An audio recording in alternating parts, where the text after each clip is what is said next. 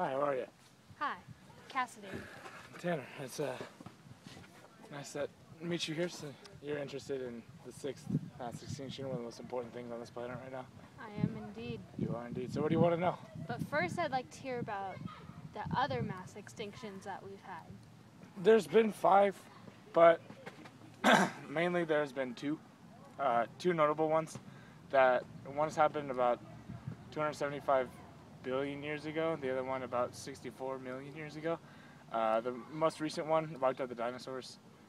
So yeah, it's pretty significant.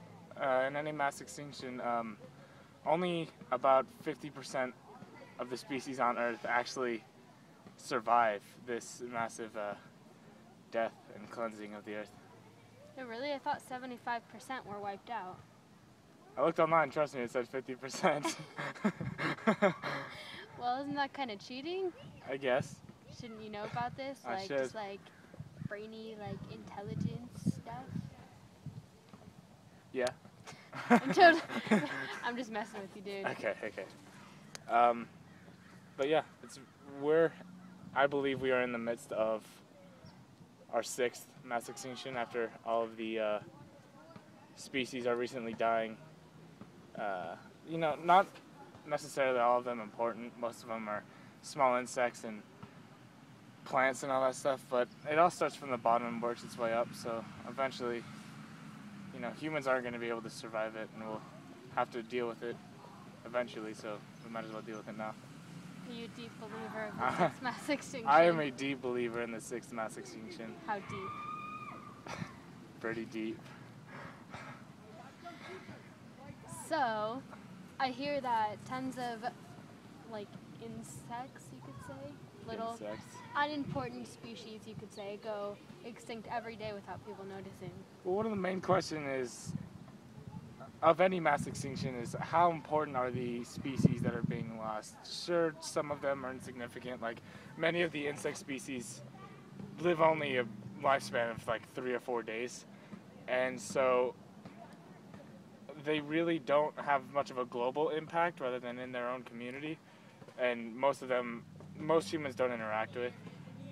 So it really doesn't affect much of it, but the more species that die off, the less there's going to be of everything, and the more, especially human involvement in the environment as we go and we deforest areas and we take over just anything with the environment that we want to industrialize or we want to get rid of, it really helps in tacking up the numbers of destroying the species that live there. So, if it really does happen, what do you think is going to happen, or what do you think is going to happen after? Since After it? You are saying that humans won't survive. Humans most likely will not survive. Compared to many of the species, the only thing we have going for us is our superior intellect, which really, in the face of nature, really doesn't overpower us more than any other species. Only time will tell. We're not going to be here to see it, so I really can't say. All I know is I want to try to make this chance count, So, totally just forgot what I was going to ask you, but I know it's going to come right back to me. Of course it is. So, do you think there's anything we can do to prevent this 6th mass extinction? Like I said, with human involvement in the destruction of environments, it really is heavily reliant upon that. Especially humans are reaching our carrying capacity at an exponential rate in recent years. Like our carrying capacity is only 8 billion, and we're at 7 right now, or a little bit over 7. And we really need to start controlling everything. The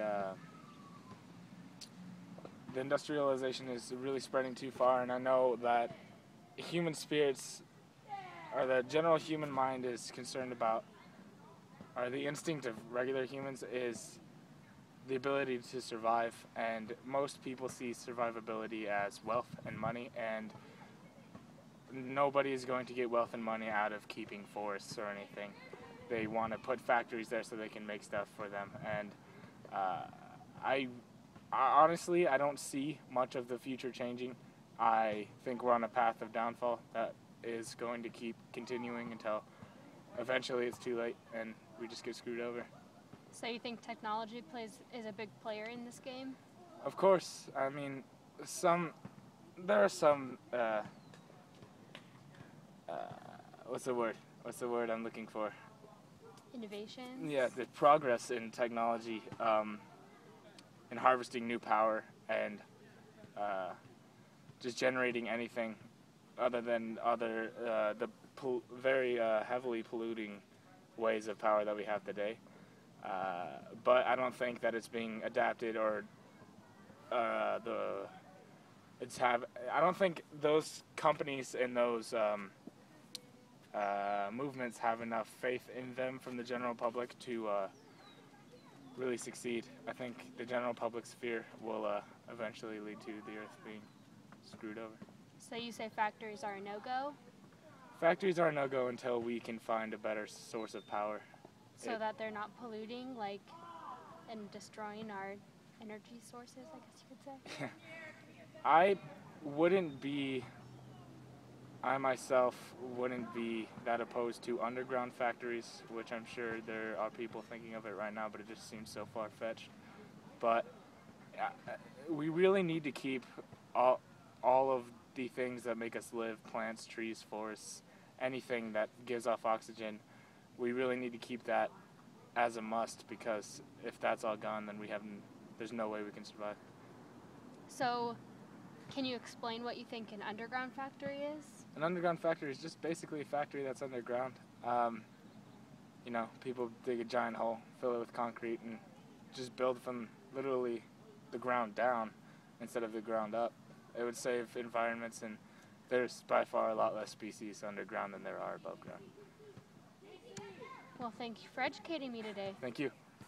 Have a good day. You too.